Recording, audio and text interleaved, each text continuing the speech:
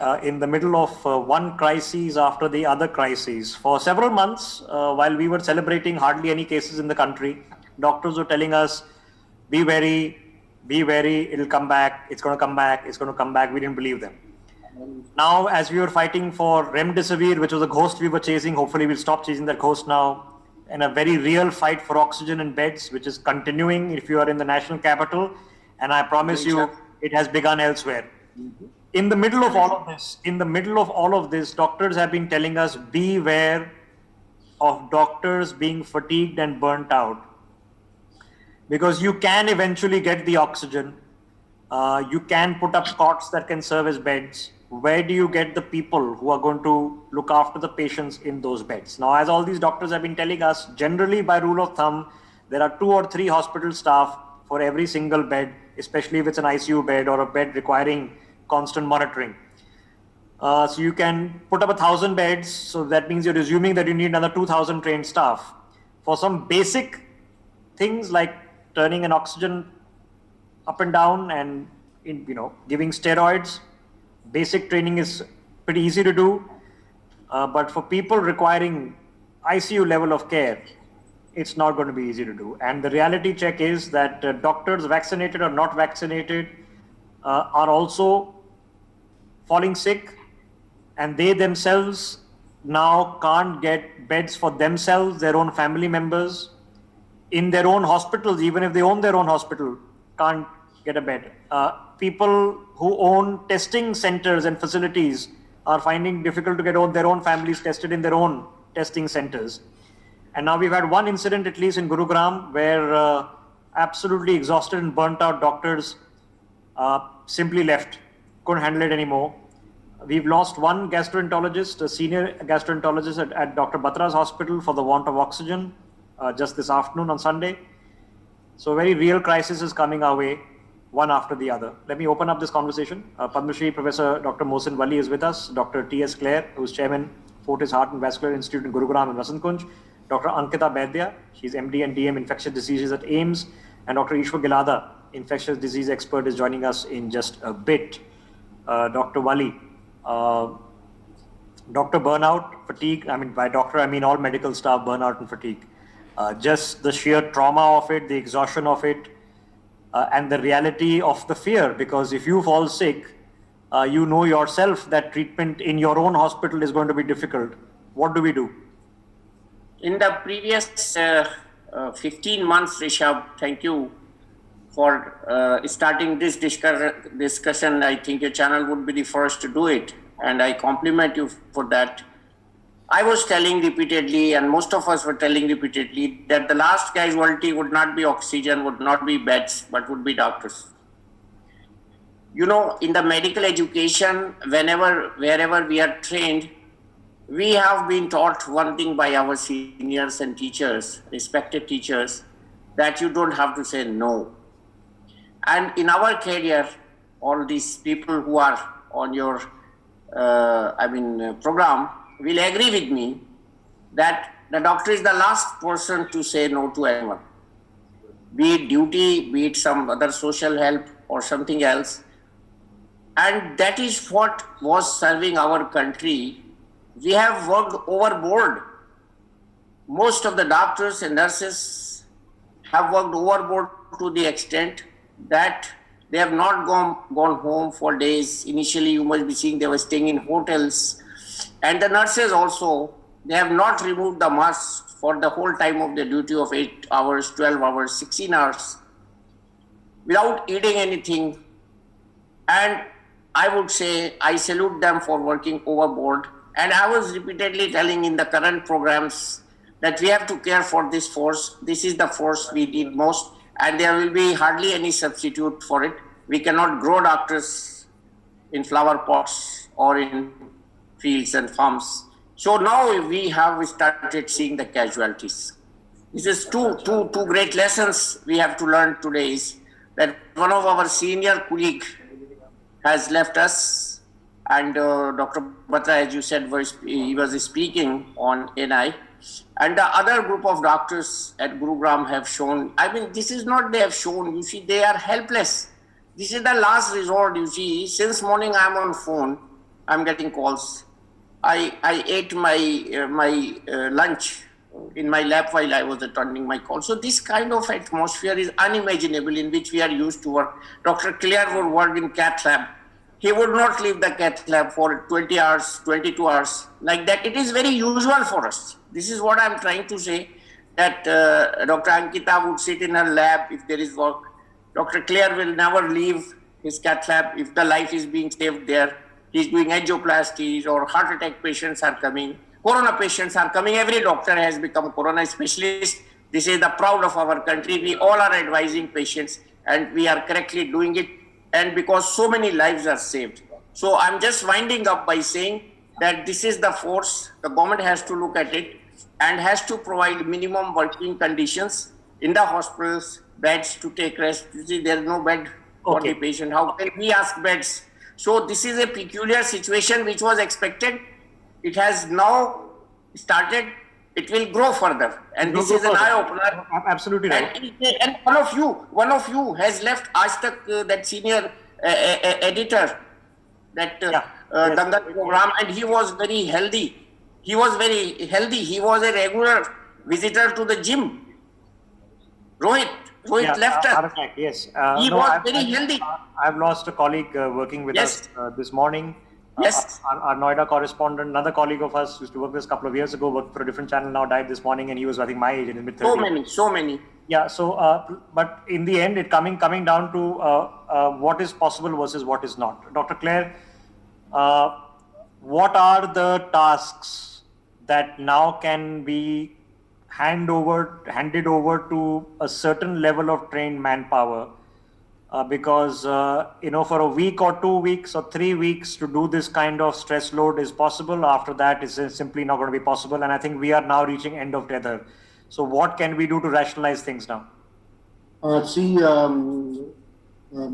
of all, Rishabh, I also compliment you for bringing this topic. I think the first channel to bring this topic is the medical fraternity, fatigue. And I tell you one thing, that in my 40, 50 years of medical career, this is the most challenging time for a doctor, for a healthcare worker. I don't think we have seen like this before. It is just like, the army people facing guns from the opposite country in a war with China or with Pakistan or whatever, and the bullets are on and you are standing there. It is stories like that. And I tell you one thing, that, in general, I am very fearless, and I am not scared of death. I'm not scared of any small thing.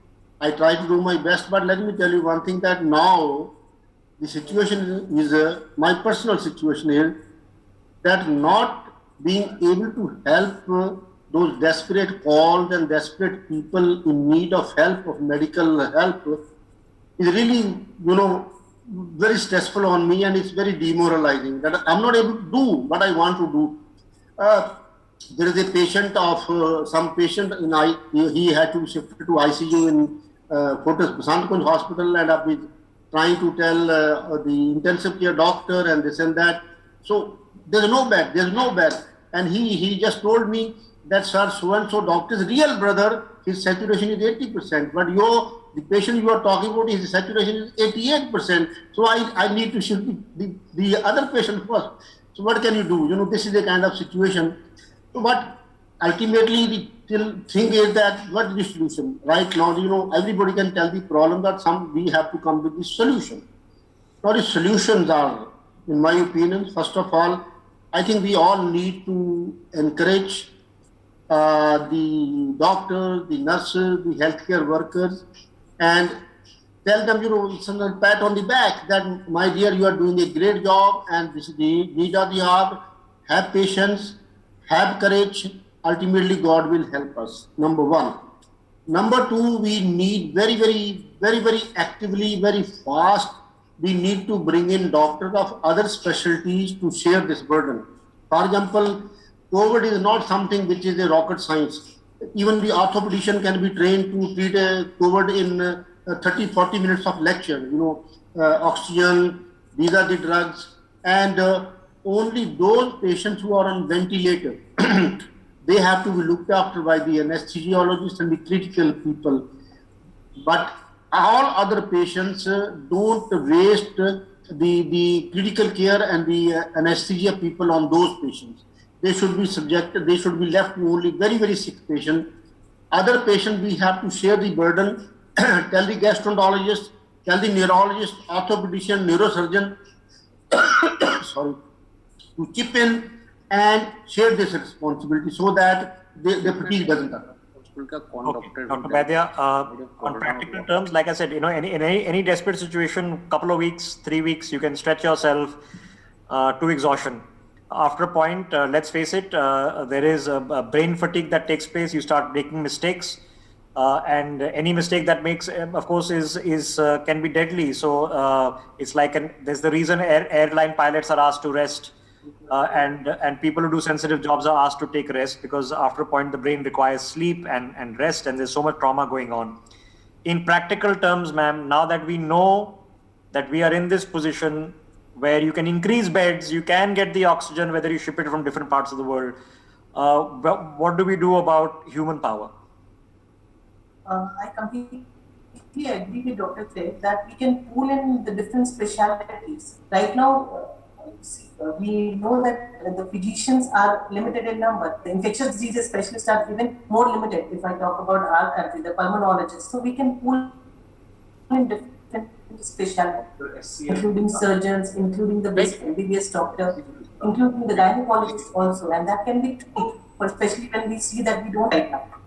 So we have to think of something that this month is on, and the cases are still increasing. So that way, pulling in doctors, pulling in paramedics. Give me some practical suggestions, man, because the doctors that I've been speaking to when I ask this question, they say, number one, don't make doctors run around for oxygen. Take that off our hands. Okay, that anybody can do. A doctor should not be worrying about morning, evening, night where the oxygen is coming from. So take this off our hands.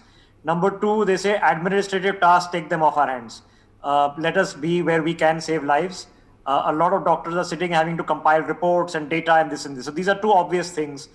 What are the tasks, ma'am, that you feel that somebody who's a medical student or can be trained?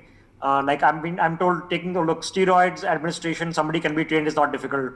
Up and down oxygen supply depending on the SpO2 reading is not very difficult. What is possible? What's not possible? Possibility is that inventing the medicines, that regular medicine supply is being maintained. Then, as you mentioned, the regular oxygen supply has to be maintained. So this is all the administrative work that is being taken care by the administrator. And doctors, their role comes in the managing the patient, that which patient require what kind of treatment, and that can be seen on rounds. The instructions should be there, but the nursing staff, the paramedic staff, that they are actually implementing the orders. So this has to be there, that the overall manpower, everybody is doing their duties, but everybody, what I can say, Rishabh, is overwhelmed right now. The patient load, the number of cases, the way they are rising, we actually, most of the time we feel helpless, not able to take all the calls, not able to help them out with the beds. The situation is really, really bad. Okay, I don't know if it merits the options that we can do is possible. Rishabh, I have a suggestion. Dr. Gilada, to what extent is a workforce in this nature a movable workforce? There are parts of the country where there is not as much stress, which might be stress 2 months later, but not right now. How much of this is a movable workforce? How much of that is possible and what is not possible? Rishabh, we have a very good workforce, provided we see how to get it. We have final MBBS students. There are 600 medical colleges. Each college has 200 medical students in a batch. The final MBBS students are as good as doctors. They're just short of exam.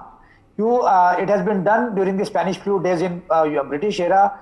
They deployed all these doctors. They given them after their degree some stipend and a certificate of appreciation. If you deploy them, there are 1 lakh doctors available. Another 1 lakh doctors were available. The PG entrance exam was not held this time. They postponed. Had they held that exam, we had 1 lakh or more than 1 lakh doctors, which were resident doctors available, but that was not taken. Let them be working class. Secondly, there are people who are 3 lakh doctors who are preparing for PG entrance exam. We don't know PG entrance, when are they going to happen. So we can recruit those doctors. Delhi government has issued an order, medical student nurses, MBBS doctor, postgraduate doctor can be deployed, and they have fixed up the remuneration also. So accordingly, we can do everywhere in the country, particularly in the hinterland, because in the cities like Mumbai or Delhi, you get a lot of doctors. But what happens in the interior places? So there, if we recruit in this fashion, there will be enough force available. Currently, we are not able to use force properly. Okay, Dr. Gilada, how will that ameliorate the burden? Then can you have, literally can you have a doctor to spend some time with his family or to have a good night's rest? Will that become possible? See, as a medical student, I work in emergency ward, and what I used to do that if I'm working for the night, I used to say, sir, you sleep now, sleep. If something happen, I'll call you. So at least 2 hours, 3 hours sleep he can get. Medical students which are already in touch with their seniors, they are already very good people. Yes, they can do injection, they can do IV line, they can look after oxygen, they can look after ventilator, they have been doing everything. As I said, they are just short of exam and degree. They are as good as doctors. Okay, so that's an obvious human resource which needs to be applied. Okay. So there is another, Dr. Clare, go ahead, sir. There is another possibility that we should request all the retired doctors from army, all the retired doctors from government services in various states, that if they can chip in at this time, they can also be a part of the COVID treatment, and that's also possible to be requested. Yeah, I think the army has already requested. Anybody who's retired in the past 2 years have already been requested to come back, but that's... I think anybody who retired after 60 up to 5 years, most of the people retired at 60, and a doctor is good enough, very, very good enough, even up to 70, 72, not an issue. So even people who retired 5 years back, they should be requested to come back. Of course, then their own comorbidities are also an issue. Which Rishabh, you ask them if they have a vaccination certificate. Rishabh, you ask them if they have a vaccination certificate. If they have been already vaccinated, at least they are immune. Or those who have been already infected, they have an antibody positive, they are immune. So let these people come and help. Not, as we've learned, not perfectly immune, but maybe slightly. But the chances are very, very low. You cannot go by every, that way, you cross the road, you can die in traffic accident also. No, but the chances, unfortunately, are not low, sir. I think we are beyond anecdotal evidence of people who have received 1 shot and 2 shots and have still gotten sick. Sir, I'm not saying 2 shots. I'm saying 2 shots with 15 days one, then you get a certificate called vaccination passport. That should be issued to everybody. Yeah, I don't know. Honestly, we don't know. And anybody who can say they know for sure, then that's not science. We don't know yet is the answer. So it's giving you some immunity. Are there breakthrough infections? Yes. Are they greater than 0.004%? Oh, absolutely they are. Dr. Wali, what are the options, sir? Because I'm just trying to figure out areas to lessen burden. Like I said, I have 2 examples, which are obvious ones. Don't make doctors run around for oxygen, which is what they're having to do right now. And free them from administrative tasks. These are 2 obvious things. What other burdens that can be removed right now, which should be taken over by others? No, when we are talking of burden, Rishabhji, we mean that patients should be triaged. Yeah. Triage of the patient, careful triage of the patient. Sensitive people keep calling doctors 10 times a day whose oxygen saturation is 96.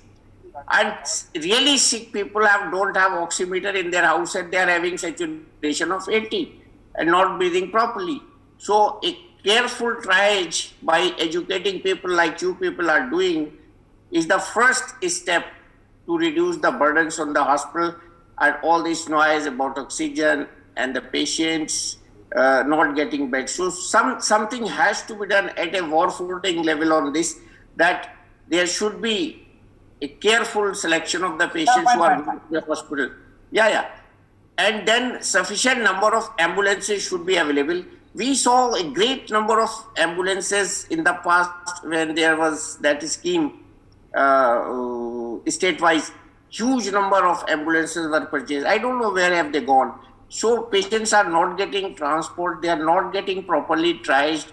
And the attention should go to the village. The things in the villages have gone very, very bad.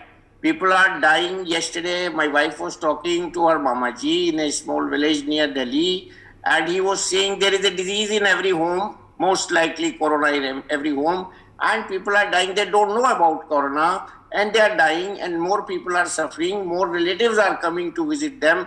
There is no discipline left. They are not wearing masks. So we are in a very bad situation. Talking about metropolitan condition, is just a small tip of the iceberg. I agree with you. Since you are talking about the problem, I'm saying with the open heart that this corona has now penetrated our rural population, absolutely and right. very bad days to be seen, and this will be unmanageable. And we are It will not, be and we unmanageable. are, for the love of God, not deciding that there needs to be some sort of national outlook. It's still the states figuring out. All the borders are open, flights are still taking off. I just don't understand. If you can't get an RT-PCR for a 6-person, how are you getting an RT-PCR for somebody to fly? It doesn't make sense. Imagine how many people are flying in this country. So if 30, 40, 50, 1 lakh, 2 lakh, 5 lakh people are flying, are we saying all 5 lakh are taking RT-PCR tests? That means 1 out of 3 RT-PCR tests in the country is for flying? No, no. That's mind-numbing. They are coming also. See, some countries have banned Indian flights, Indian We people find coming. nothing. I mean, And it is a great disrespect to what we were shouting in the last few months, that we have conquered corona. Is you see, this shows, and now people are now actually talking what mismanagement we have shown to the world. Okay. It is really very, very shameful for me to talk about it, but this the world is talking about it. How can I escape? I just want to just get some practical ideas into this conversation. Dr. Vaidya, what are the 3 or 4 obvious things which you as a doctor face, okay, which will help you? Would it be somebody to take your calls, okay, to direct emergency cases to you? Because right now, even if you, I'm sure, get off duty, you get 20 people calling you, okay, so you can't eat a meal, can't get sleep. What are the basic tasks that, which do not require years of medical expertise, which can be bifurcated away from doctors to others? What can be done? One thing is that we get a lot of calls regarding the diet that they can take. So there can be dietitians who can be involved in this, who can give the guidance about what diet, because corona, a lot of apprehension is there in a COVID patient, what to eat, what not to eat. So dietitians can come into play, chest physiotherapy. We explain the patient all the time how to go for the exercise, breathing exercises. Actually, chest physiotherapy can help in that. One more thing I like to add regarding RT-PCR test, that RT-PCR test is not required for you to come out of the isolation. Correct. This is as per the government guidelines, correct. So Correct. don't waste the RT-PCR to come out of the isolation. If you had a mild disease, don't go for RT-PCR test. Don't arrange for it surrounding. RT-PCR has to be done. Yeah. So taking those calls, but so let's reduce the calls to the actual SOS cases where people are having whatever 90. People have fever, people is having oxygen oxygen saturation is falling, a severe cough is there, or such any health concern is there, like sugar is coming high. So that is the time when the patient should connect with the doctor. Otherwise, a dietitian can come in the room. The chest physiotherapist can come in the room. So this can actually... Yeah, because you don't need a doctor to say take paracetamol if you're 105, 100 to 101 temperature. That we already know. You only need a doctor when you're having SpO2 problems, or you have to then worry about steroids and other things. Then you need doctor's consultation. The fever is actually 103, 104. That means you might be in the cytokine storm. Okay. So what can we do to at least this kind of the burden, Dr. Claire, which is when you are on shift and then off shift, trying to then organize things for other people, maybe in your own family. What can be outsourced? What is not possible to outsource? See, Rishabh, what you said is very right. First of all the administrative things should be taken away from the doctors. Like you said, oxygen arrangement, this arrangement, that arrangement. The second thing which is really bothering me, and also it's bothering, I think, other doctors also, that there are a lot of people calling you doctors anytime. They don't care about the time. They don't care about time at all. It may be 10 p.m., 11 p.m. They just call the doctor. So I think the people of this country should understand that calling the doctors again and again should not be the routine. Only in a dire emergency they should call, number one. Number two, people who are on duty, actually, they should not be having mobile phone. It's a bad thing. They are working in the ward and somebody is calling from outside. There is a paging system. The doctors in the hospital, they can communicate with each other, but people from outside should not be allowed to call them. They disturb them in working. It's very difficult to work like that. It's important to understand that. So all non-administrative work should be away. Number one. Number two, no telephone calls to these people when they are on duty. Number three, restrict the number of hours these people have to work, and after that they should take rest. And as I said before, to increase the number of doctors all specialties of doctors should be recruited to work for the All police. specialties, medical students, I think Dr. Devi Shetty has also been pointing out that as Dr. Gilada has over here, as Dr. Wali has, we have to now take this very seriously, because in a crisis, 2 or 3 weeks, we can all stretch ourselves, okay, and manage. But now we know this is not 2 or 3 weeks, this is going to be at least 2 or 3 months, maybe more, because the wave is going to shift, it's shifted from Bombay to Delhi, and eventually now is hitting everywhere else. Practical things can be done. We need to start doing them rapidly. The faster we do them, we can probably keep up with this. The only other option is a lot of people die, because if at this point of time, I don't think any of us believe only 3,000 people a day are dying in this country. I don't think any of us believe that anymore.